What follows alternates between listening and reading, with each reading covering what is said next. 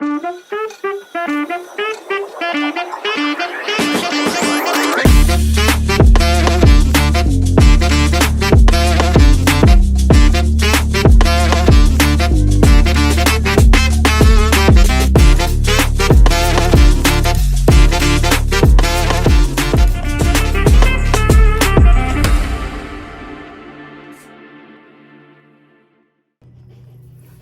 guys, good morning.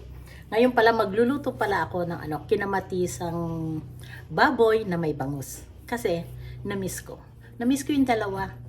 Tapos para makakain ako ng kanin ngayon. Dahil nagugutom ako ngayon. Hindi talaga ako kumain ng lunch. Kasi nga, inintay ko yung aking maluto, yung aking kinamatisan na baboy with bangus. Pakita ko sa inyo.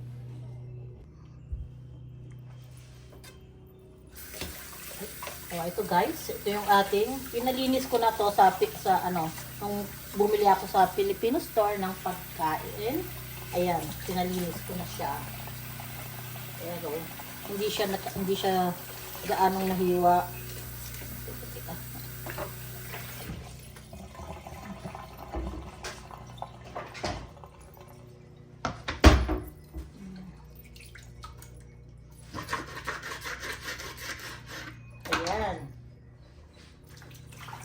Ilagay natin dito para mahugasan mabuti. Bali isang bangus lang to guys. Tapos pinahiwa ko ng 4 na piraso. Ayan siya. Ngayon yung ating baboy. Binalot ko siya kasi baka ayoko kasi na magkasalo silang dalawa sa isang tubig. So ayan, pero yung aking baboy, ang lalaki ng hiwain ko na lang sa gitna ito. Kasi ang lalaki ng hiwa niya.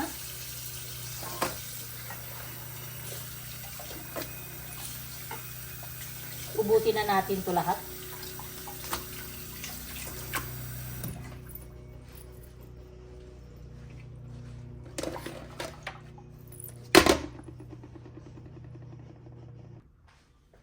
Ayan guys, hiwain natin muna yung ating kasi ang lalaki yun ng ating baboy. So hiwain lang natin.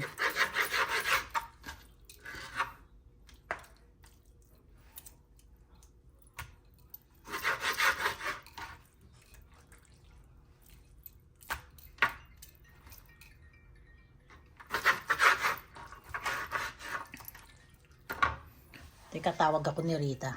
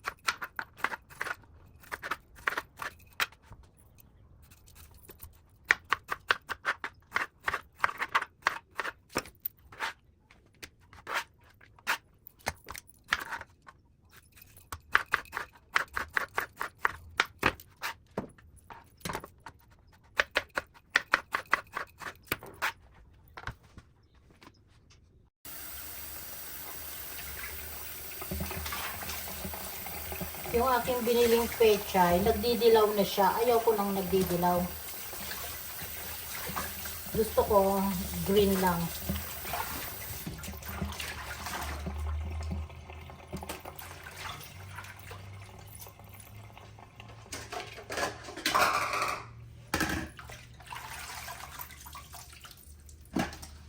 Pag may dilaw, ayaw ko. Hindi ako na ano ko. Parang tingin ko ano na siya, yung bang pasira na siya.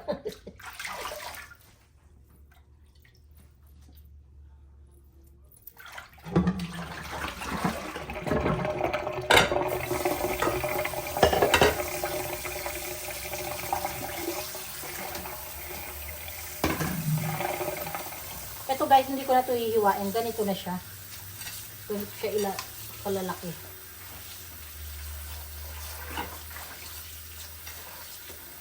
Hindi katulad ng ganyan. Ayoko yung ganyan. Gusto ko talaga yan ganyan lang. Dilaw, ano lang siya.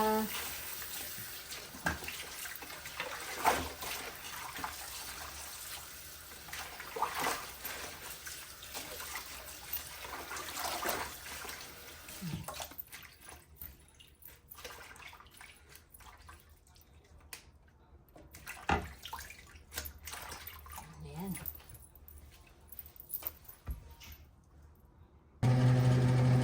Lagay na tayo ng mantika.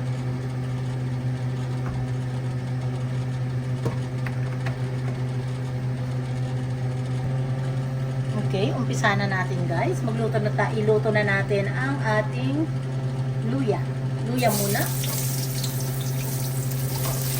Para lumabas yung kanyang sarap, yung kanyang aroma, yung kanyang amoy.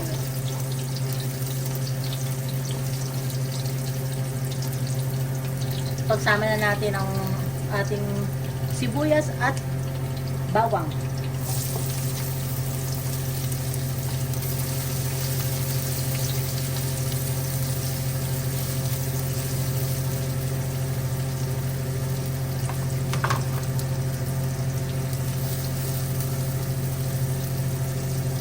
Ang bango. Isunod na natin ang ating kamatis.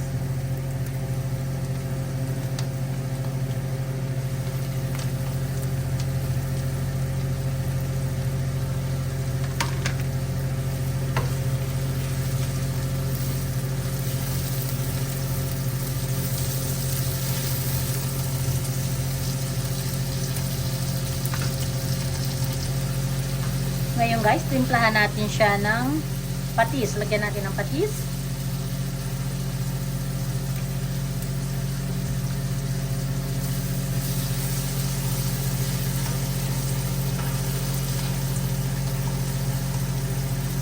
Lagyan natin ng paminta.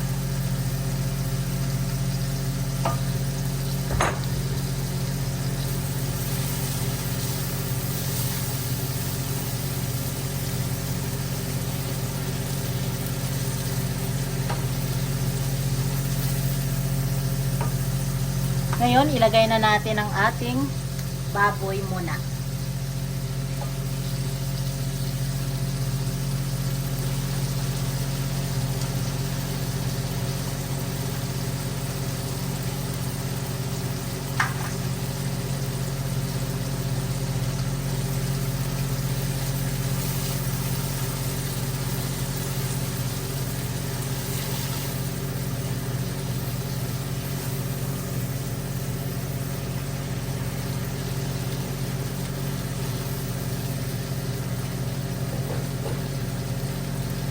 Lalagyan natin siya ng tubig.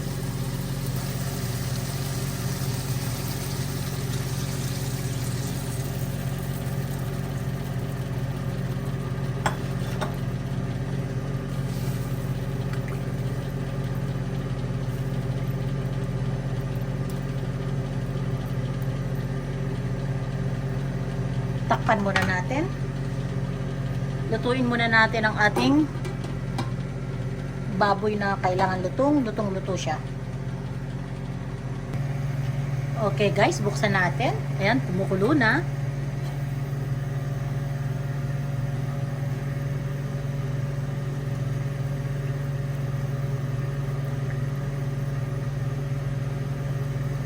So, konti pa. Kailangan malutong-luto yung ating baboy. Konti pa. Okay guys, buksan uli natin. Tingnan natin kung luto na kung medyo malambot na yung ating baboy.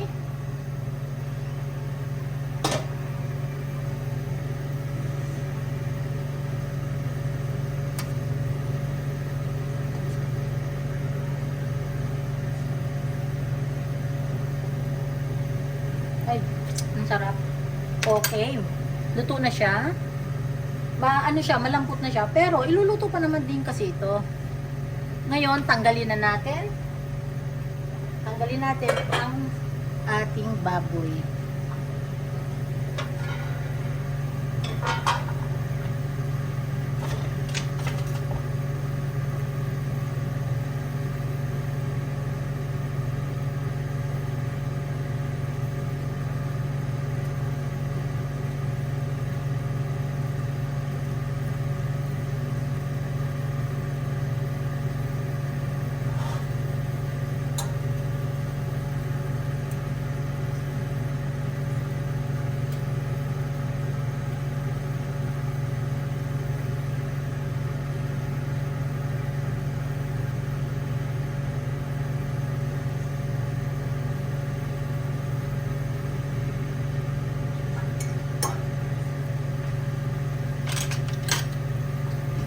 Ngayon naman guys, ang ilagay natin ay ang ating bangus.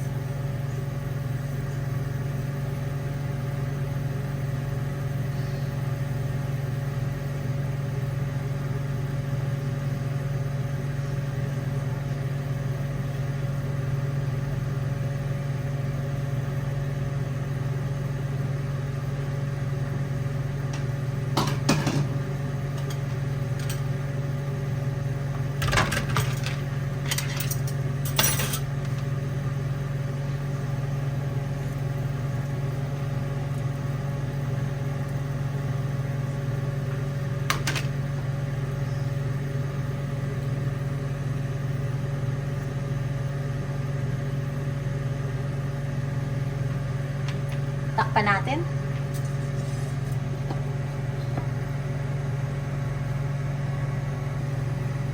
Okay guys, buksan na natin uli.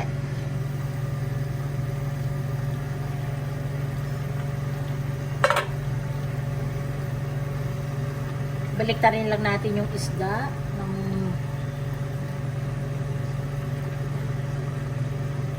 dahan-dahan kasi baka madurog ang ating isda.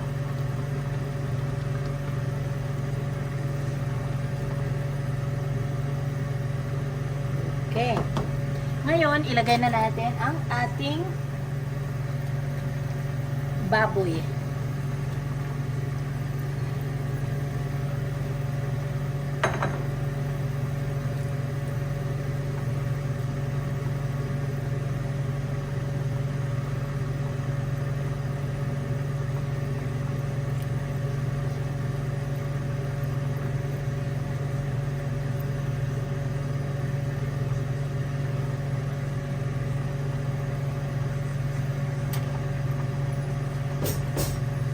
Tikman natin kung okay na ang lasa.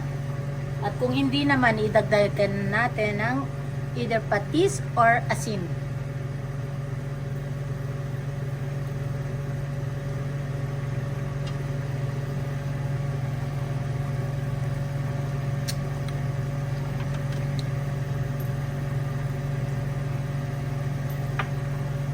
Lagyan natin ng konting patis.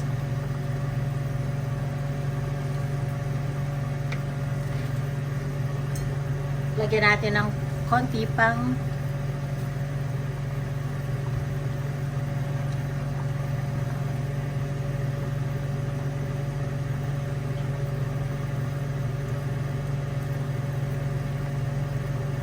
alam nyo guys, mahilig ako sa paminta.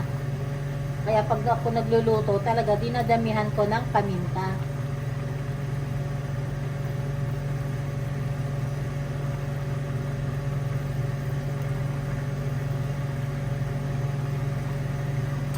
Takpan ulit natin.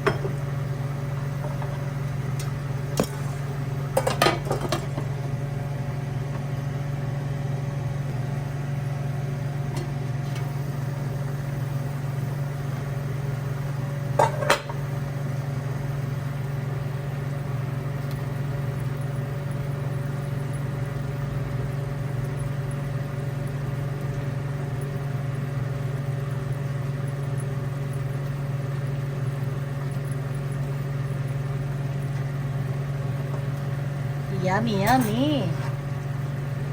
Ilagay ko yung aking leftover na kinain ko kahapon. Luto na siya eh. So, ilagay natin. Sayang eh.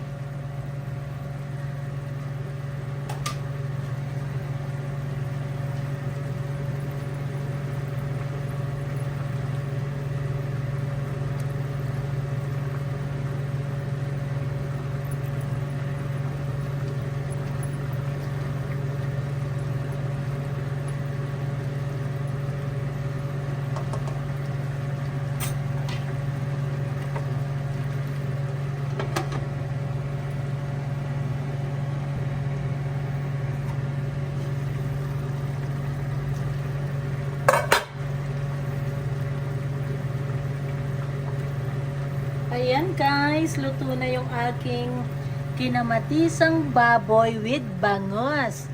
Thank you for watching guys. Maraming salamat sa inyo. Kung hindi pa po kayo nakasubscribe, sana po i-subscribe po ninyo ang Mami Doris Sarong Vlog. Maraming salamat po. And hello sa aking mga silent viewers. Si Rowena, si Roquel. Thank you sa inyong dalawang magkapatid. Love you guys.